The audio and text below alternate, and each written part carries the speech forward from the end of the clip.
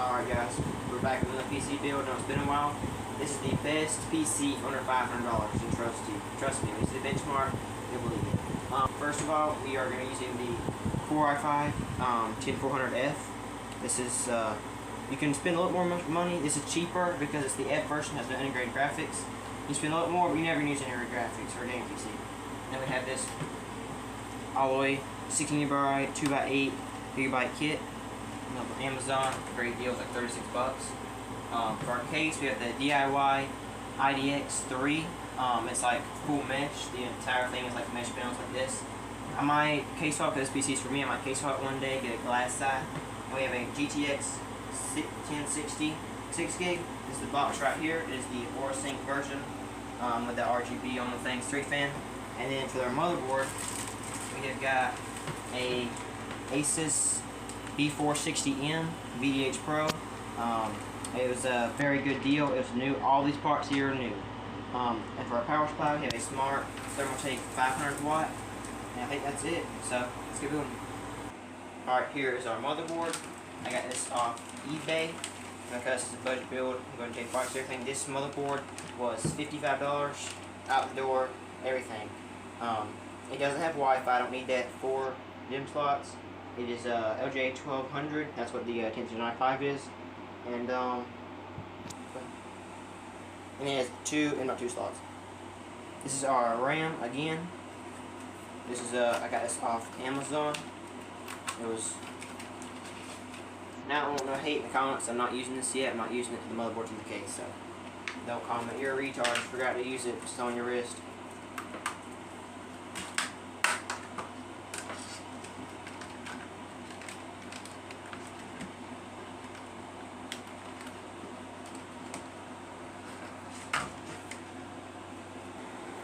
Alright, well, excuse it, this is what comes out the case. But make sure that you're using the right 2 slots,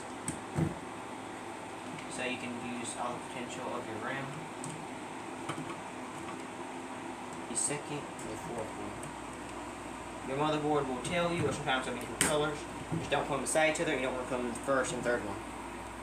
Alright, i5 10400F is brand spanking new. Breaking the factory seal. Kind of hurts a little bit when you do that, but it's alright. This 10th Gen i5, again, I forgot to give you the RAM, was 36 bucks on Amazon. A great deal, it's on sale. But you can get 16GB DDR4 RAM on Amazon for under $40 all day long. There's your little sticker. Or show off your nice 10th Gen i5 demon. And yeah, we will be using the stock cooler. Don't want to hate about that. That will be upgraded one day. Probably very soon.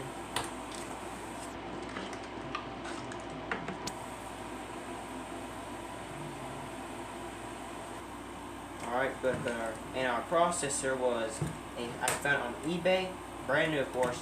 You can get them on Amazon, I think they're $104, $106 all day long. But I got this one for $102. I mean, you save a few bucks where you can. It wasn't really important. I just didn't want to go through Amazon because eBay was easier at the time. When we take your put the processor in, this right here will just pop out, so don't be scared when it flings at you. Alright, here goes this stock cooler. It will be upgraded very soon, but for now, and you just push down. There you are, and to wire this, look for your CPU fan. Make sure you plug it into your header. Right here, it's a CPU fan, because if you don't, it won't change speed due to temperature, which I guess wouldn't be terrible, but it just is better, especially if you're in your stock cooler. But it's got a little hack here.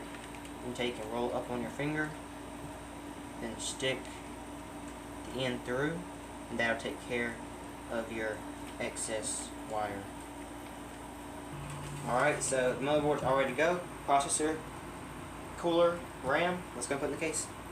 Alright, again, this is the DIY IDX3 case.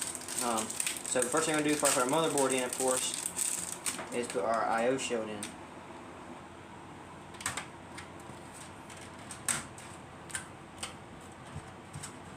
Alright, there we go. By the way, shout out to DIY for sending this stuff in such a convenient little case. That's so sick.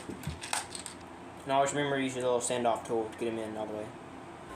Alright, got all our standoffs in. Had to move one because it had it set up for a full-size ATX.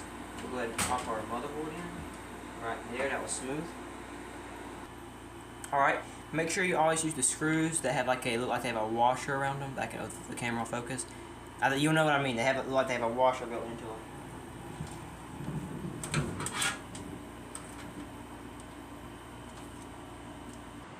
Alright, so we got all our standoff and our screws in. So we're going to move on to the graphics card install.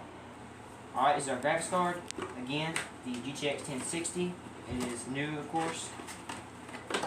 Still got, we'll probably just go to NVIDIA.com, but it's still got all the driver download disc, which is probably way outdated. And we have some ties, which of course are Republic of Gamers. That's kind of cool. I'm not going to use those, so I can still have them. Here's the graphics card, and of course, yes, that was sealed until I opened it. Let's look at it, and that's it right there, baby. This is it. Make sure you remove this before you start to stick it in, or that will grief you, trust me. Go ahead and figure out which ones have to remove. Alright, the top two have to be removed. Now in this case, it's a little bit odd. You take this entire piece right here, which is just 2 screws, but still have to get the whole thing off to be able to get the PCI lanes out, which is kind of odd, but you know, it's not the end of the world by any means. There you are, and you can get to them. And of course, which this isn't rare, but the first one comes out, and then the first one comes out, and you screw it back in. It's removable, but the rest you have to break out. And that's what I mean by break. Be careful not to damage your motherboard anyway, because you have to literally break those out. Gigantuous Asus GTX 1060. So I do like how I got an Asus motherboard and an Asus graphics card. I didn't even think about that literally until just now. I realized what I bought, but okay, that's first time that's happened. Alright, so now make sure you put these screws in, hold your graphics card in all the way, just to keep from that extra stretch and flex, especially on this big one right here. Alright, putting our piece back in. Now, I remember now why this thing comes out completely is because it is a vertically mounted GPU mount here. Alright, sorry about the rain, but it is almost finished. Just one more thing gotta go. Power supply. Here's PC running. It's got ARGB, so it'll do every light, every color. It'll do like flicker in every color, like swirl every color, all kind of stuff in the graphics card. See if we can get a good angle of that. Can't really see it good on camera, but yeah, so the PC works. Download a driver. I have a legacy drive. I know, don't make fun of me in comments. I have it, but it's in legacy.